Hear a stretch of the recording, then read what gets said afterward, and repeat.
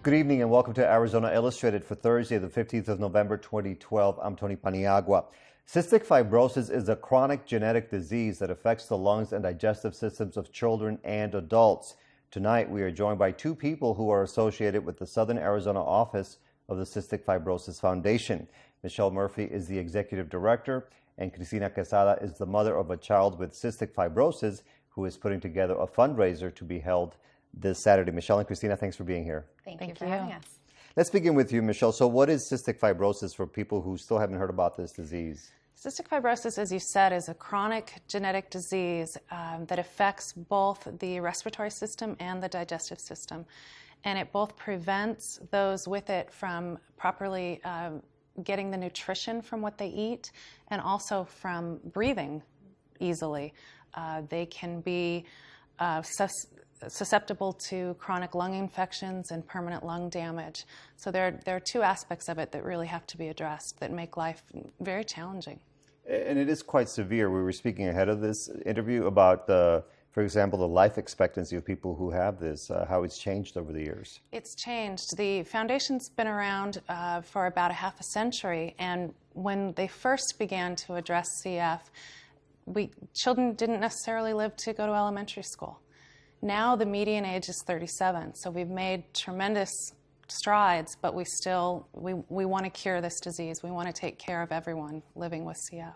All right, we'll talk about some of that research that's happening in a few minutes. But Kristina, you basically found out unexpectedly about this a couple of years ago when your life changed drastically after you had your daughter. Yeah, so our daughter Ellis was born 2 years ago. She just turned 2 this past October. And we were called into a doctor's appointment when she was about a week old, and through a newborn screening, they detected the 2 genetic mutations that she carried and was diagnosed with cystic fibrosis at that time. So we were completely unaware that there was a chance of that happening. And this means that both you and your husband have the genetic component that Correct. Makes it possible, so the gene? We both are carriers of these gene mutations, and it takes 2 of the mutations to actually have cystic fibrosis. So she inherited both of those from us. And what has this meant for your 2-year-old girl? It's definitely life-changing. We treat her every day. We pound her chest about half an hour in the morning and half an hour at night to clear the mucus in her lungs. And then every time she eats, she has to take medication to absorb the nutrients that she's eating from her food. So she takes about 20 pills a day. So it's definitely affecting her, and it's a daily battle, but it's become a norm for us, and it's something that we're doing on a daily basis. All right. And Michele, so what about the Cystic Fibrosis Foundation of Southern Arizona? It's not a huge organization, but you are trying to get the word out there, are you not? We're a small organization as far as the number of staff that we have, but we also have a CF accredited care center here at the University of Arizona Medical Center, and about 135 patients with CF in Southern Arizona are treated there. One of the things that's really remarkable that the Cystic Fibrosis Foundation has been able to do is advance research for CF. They were the first nonprofit to partner with pharmaceutical companies, and as a result, the first drug to treat the underlying causes of cystic fibrosis was approved by the FDA this year. It's called Kalydeco, and it's an exciting breakthrough. It will dramatically change the lives for about 4% of those living with cystic fibrosis. It treats only one of the genetic mutations. Fortunately, it's the one that Ellis has, so it's going to make a dramatic difference in their lives. But we're right on the brink of accomplishing the same thing for everyone else. Okay, Kristina, let's talk about this event that's going to be held on Saturday before we run out of time. Sure. So it's the Breath of Life Gala. It's an annual event. This year's theme is Bollywood Bash. It's at Lowe's Ventana Canyon this Saturday at 6 p.m. Tickets are for sale now. You can buy them at tucson.cff.org. And it's just going to be fun. We're going to have a silent auction, live auction, a dance performance from Om Shanti, a henna artist, and we're honoring Edmund Marquez this year. So we're really excited to put on this event. And are you optimistic about the future when it comes to cystic fibrosis? Oh, definitely. With research that we're having right now and experiencing, and with drugs like Kalydeco and what's in the pipeline, I think we're on the brink of some really exciting times. So it's great to be a part of, and we're really hopeful for Ellis and for all of those with CF. Well, thank you very much, Michele Murphy and Kristina Quesada. A lot of luck to both of you with the event and with everything that has to deal with this topic. Thank you so much. Thank you, Tony. A Buddhist Lama from Nepal is visiting different parts of the world where he is spreading messages about education, health, and the environment. The Lama recently made a stop in the community of Tubac, where he also spoke about the origin of Sand Mandalas. Luis Carrion has that story. Tubac, Arizona might seem like an unlikely place to find a Tibetan sand mandala. This particular sand mandala is dedicated to medicine and healing, and it's part of a Buddhist tradition that dates back centuries. So this is 2,600 years tradition. The creator of this particular mandala recently spent a week here in Tubac, working on what is only his second mandala in the United States. My name is Lama Ngawang Kunga. I'm coming from Nepal, which is part of Himalaya region between Nepal and Tibet. It used to be 100 years history, 100 years before a small kingdom, which name calls Mustang. Lama Ngawang Kunga says the sand mandala is an important part of his culture. Before laying down the sand, he draws the geometric measurements associated with the mandala.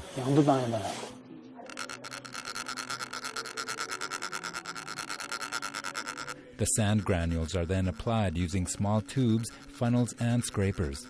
The Lama says this medicine mandala is inspired in part by the addiction problems he has witnessed in the United States and other parts of the world.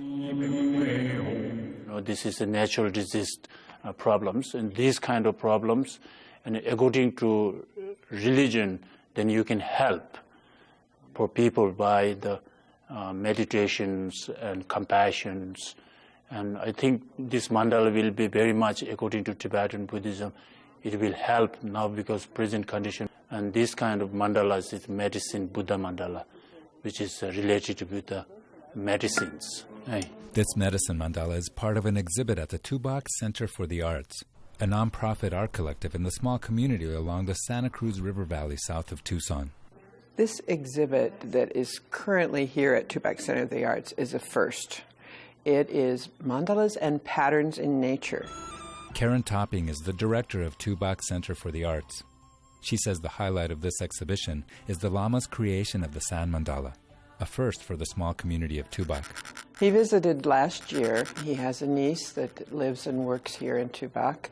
They come from a village, a very small village in Upper Mustang, and he said that this village of Tubac reminded him very much of his own village.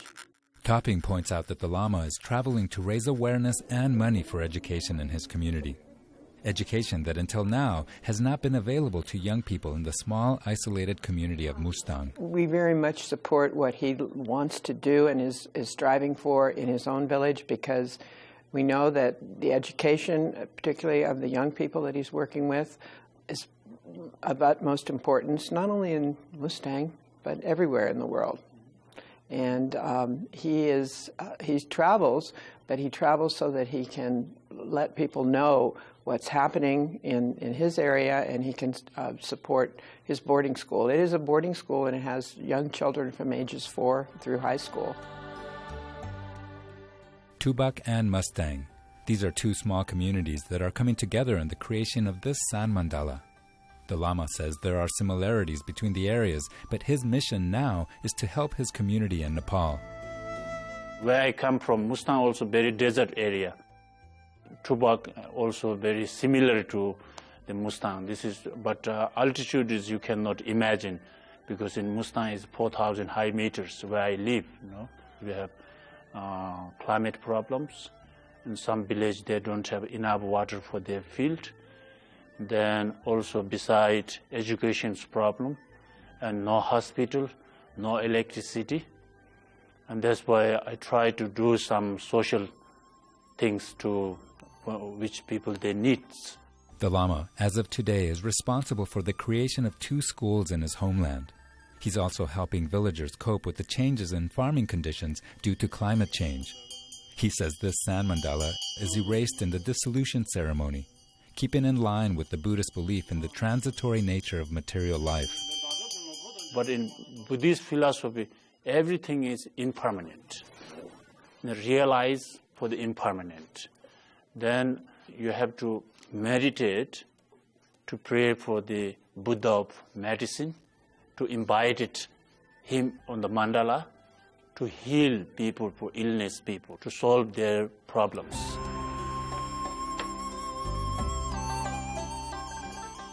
The sand from this mandala is being returned to the Santa Cruz River, where the Lama says the healing powers of this creation will spread throughout the area.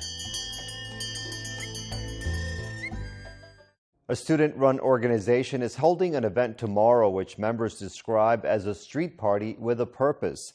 The group is called ARC, Arizona Resource Connection, and it is working on helping refugees in different countries.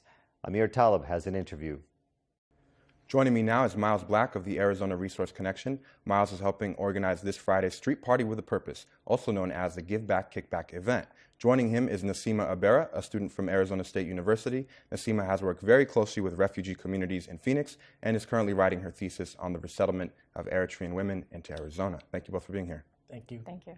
Miles, tell us about the work the ARC does with political refugees and what life is like for a refugee in Tucson. Well, Arizona Resource Connection is a non-profit organization that was founded by Dr. Cindy Gilligan in 2009. She is also a senior lecturer here at the LA Department of Management. And what ARC does is a student-led organization that we provide supplemental services for the refugees. There are over 10,000 refugee resettlements here in Tucson, which is one of the largest in the nation. And what we do is supply them with supplemental services such as job career fairs. Such as the World Work Project, we help them improve their resumes. We help them prepare for the business world here in America.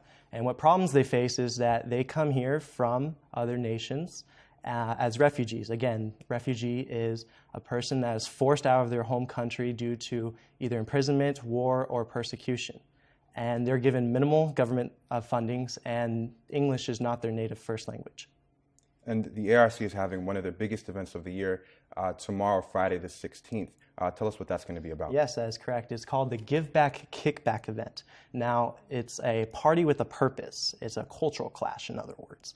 And what we will have is entertainment, music, booth participants, and other attractions that will basically show the awareness of ARC and inform the local community about the information of the, inform them about what the resettlement life is like here for the refugees. And again, that event will be tomorrow, Friday the 16th, from 5 to 8 p.m. in the Geronimo Plaza on campus, and we'll have more details and directions to that on our website. That is correct. Also, to add on to that, sure. The purpose of this is to provide funds for the village in Abul, Sudan, and that includes constructing and finishing the school in Sudan and finalizing the well right outside their village so they obtain fresh water.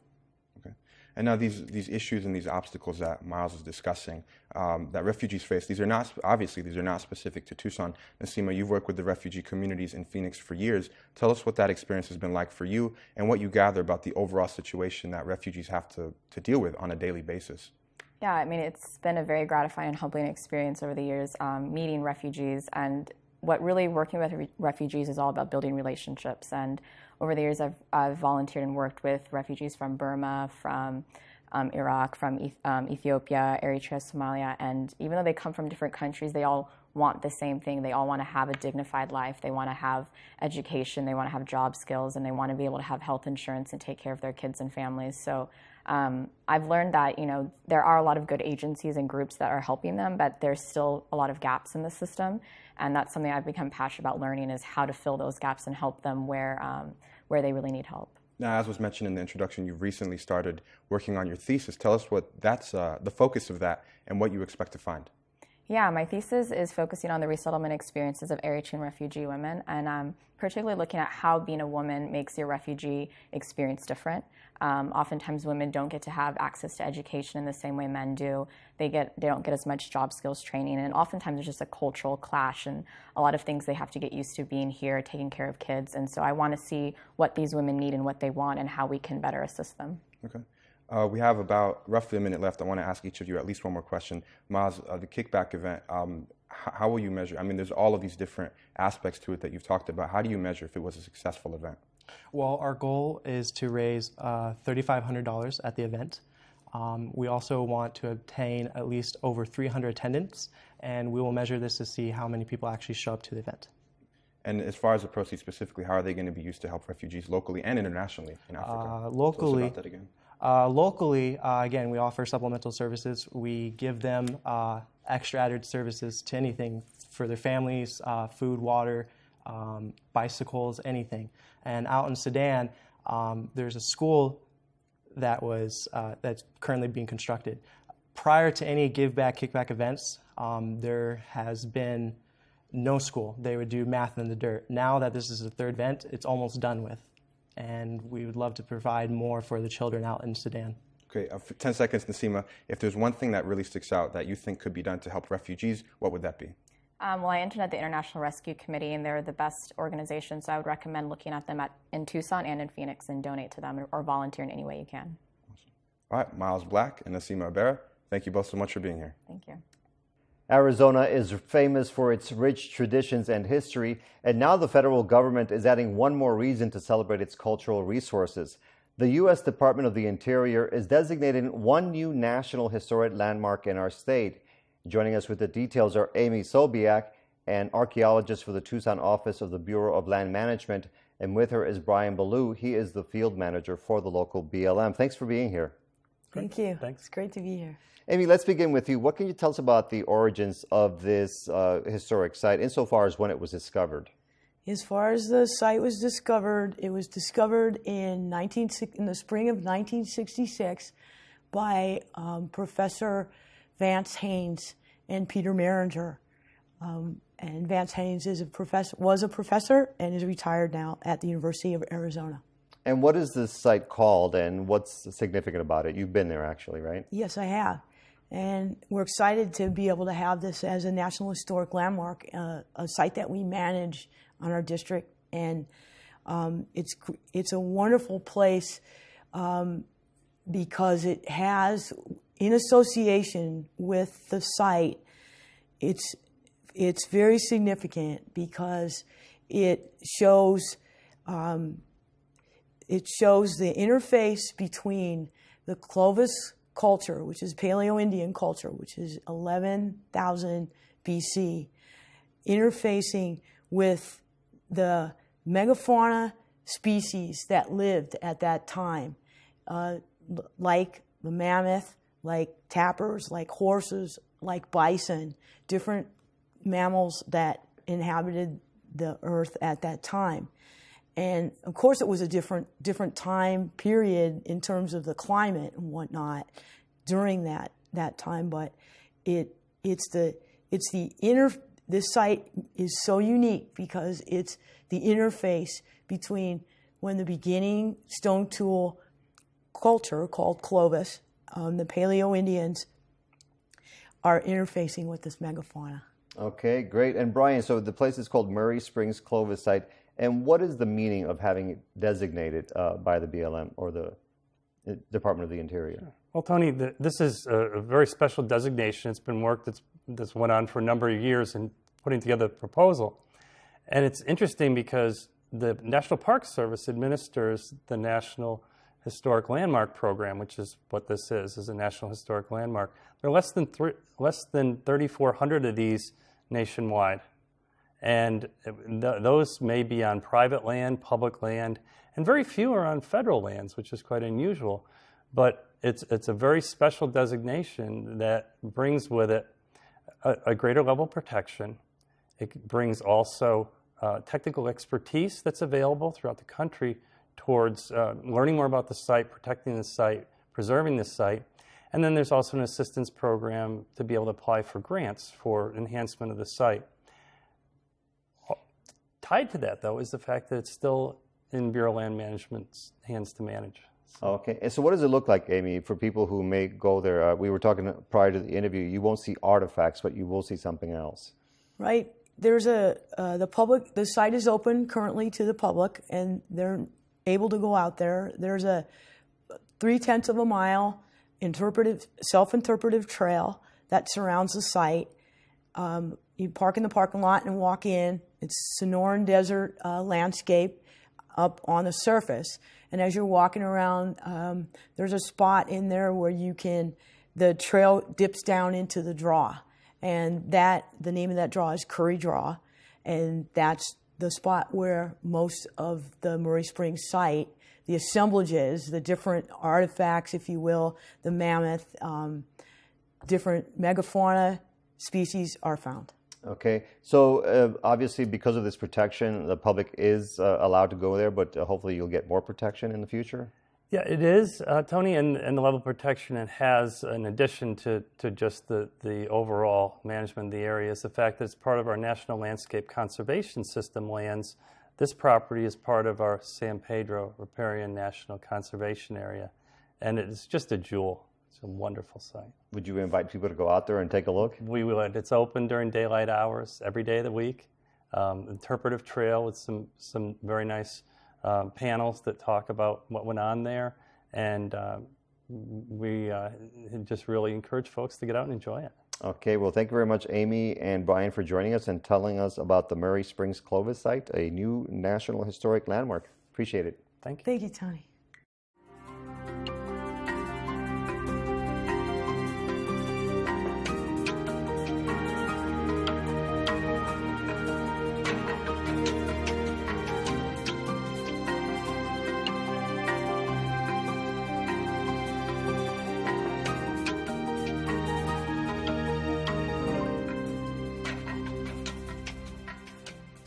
Now we go to our weekly segment from Damian Klinko, the president of the Tucson Historic Preservation Foundation.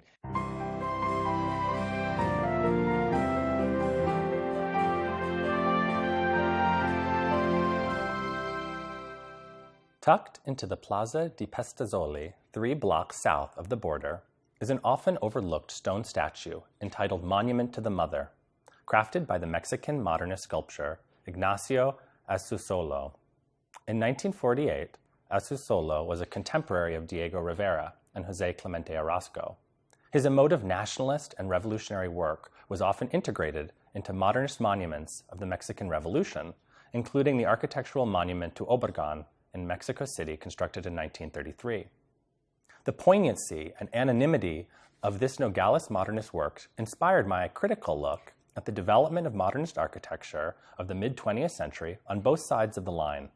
This investigation would have been impossible without the help of Axel Holm, Alberto Burnett, and Audrey Yap. Nogales, Arizona, and Nogales, Sonora developed side by side as one community. As the Southwest became more accessible and these two communities grew, modernity and national events on both sides affected the course of development. Gradual changes produced 2 distinct cities with their pasts and their futures tightly bound together. Early modernist architecture in Nogales, Sonora was partly inspired by the Mexican Revolution. In the same way that major Mexican muralists were redefining artistic expression, young nationalist architects experimented with new, simplified forms that were developing in Europe. Buildings such as the Hotel Olivia and Hotel Fray Marcos de Niza imported early pre-World War II modernist sensibilities and emerged as part of a new Mexican architectural identity. In 1963, both the U.S. and Mexico invested millions in new border stations. The American port was conceived and designed by the Tucson architectural firm of Schroller and Fuller as a geometric international-style building.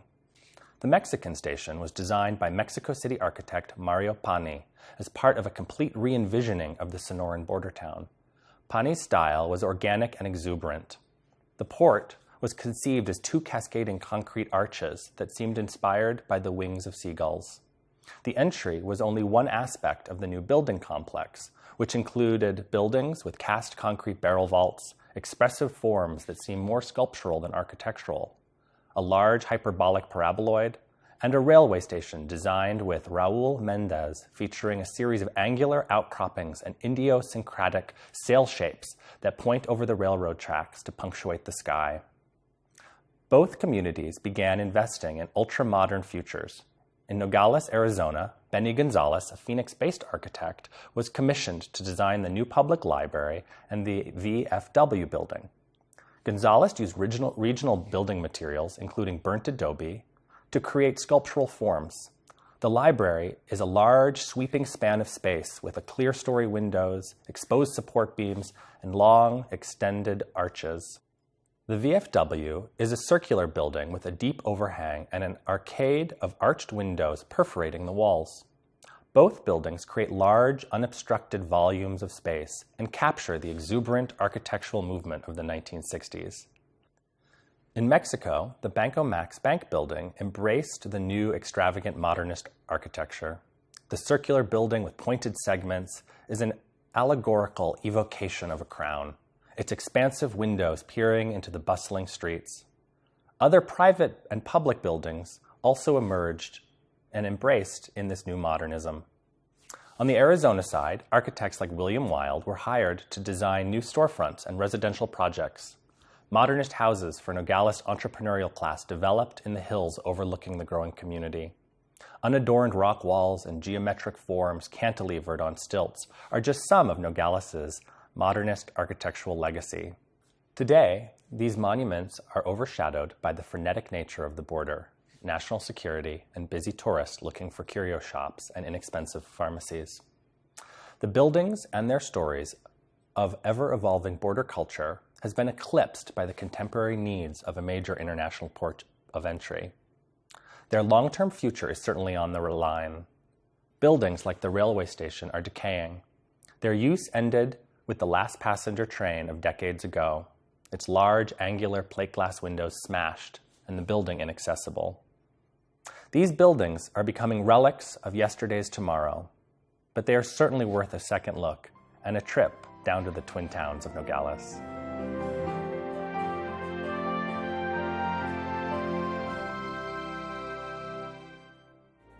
You can get more news and information on our website, azpm.org. To comment on any story you saw tonight, click on it online and go to the bottom. We can also be reached via Facebook and Twitter. Coming up tomorrow night, Jim Nitzel and his guests join us on the Arizona Illustrated Political Roundtable. It has been more than a week since the general election, and some election departments are still counting ballots. What are the problems, and could they be prevented in the future? I'm Tony Paniagua. Have a great night.